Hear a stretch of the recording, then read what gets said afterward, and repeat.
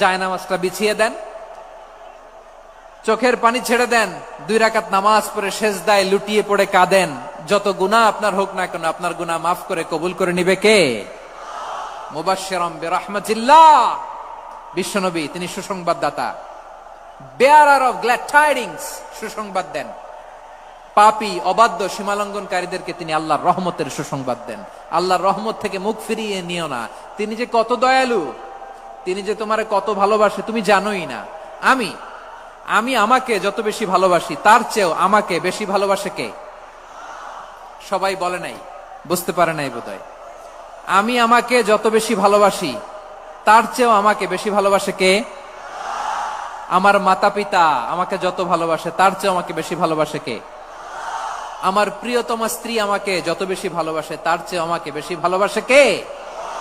মুবাশশিরাম বিরহমাতিল্লাহ, তিনি আল্লাহর রহমতের সুসংবাদ দেন। আল্লাহর রহমতের শেষ নাই, আল্লাহর ভালোবাসার শেষ নাই। ও মুবাশশিরাম বিল জান্নাহ, তিনি জান্নাতের সুসংবাদ দেন। এই উম্মতের মধ্য থেকে যারা আল্লাহওয়ালা, যারা প্র্যাকটিসিং, যারা ঈমানদার, তাদেরকে বিশ্বনবী জান্নাতের সুসংবাদ দেন। আওয়াজ করে পড়েন সুবহানাল্লাহ।